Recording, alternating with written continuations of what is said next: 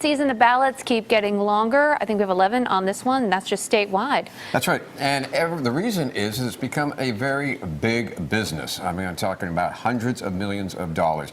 Interests, special interests, unions, people that want something out of the government, people that feel that they have a good cause. Now, there's two ways that you can get something on the ballot. The first is to get the state legislature to put it on. The second is to go out there and gather hundreds of thousands of signatures. That's right. To propose a new statewide law, you need 370,000 signatures. For a constitutional amendment, you need almost 600,000 signatures. Now, getting those signatures isn't easy. And since 1911, when we started the initiative process, it's grown into a business. When you step outside your grocery store and there's a clipboard, somebody asking you to sign it, chances are that's a paid signature gather. They're getting anywhere from $3 to even upwards of $5 a signature to qualify measures for the ballot. So you need millions of dollars just to get in the game. That's right. And not only on the state level, local ballot measures also can be put on by your city council, your board of supervisors, and those signature requirements are much shorter and smaller when you're talking about those local requirements, and so that's why you have many more ballot measures in certain counties and cities. And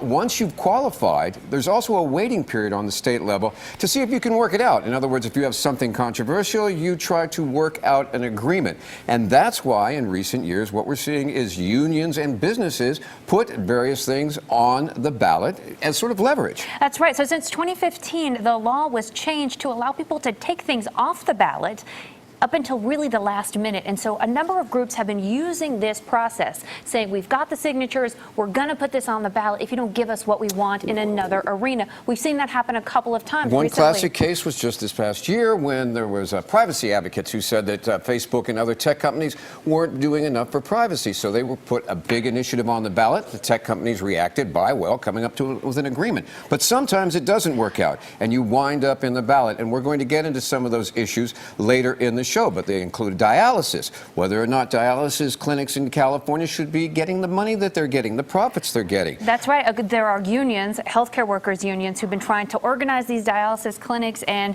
they are the ones who are behind the signature gathering and the tens of millions of dollars to back the dialysis proposal. So the dialysis measure is one example of a measure that is a ballot measure, but in the context of a larger fight that's happening between the interested parties. And of course, we have the bonds as well, which we know is basically a big borrowing mechanism, and also that has special interests as well. Sometimes you'll have things like children's hospitals go to the voters, say, we could use a bond to improve our facilities. We would like you to help pay for it. That's right. And on the local level, we did a little back at the napkin math, and in the Bay Area, $62 billion total in bonds are on this ballot. So people might not necessarily be excited about other things on the ballot, but remember, these are very, very consequential elections when you look at the amount of money at stake. And the amounts of money are hundreds of millions of dollars, and a lot of it's spent on TV ads. And when we come back, we'll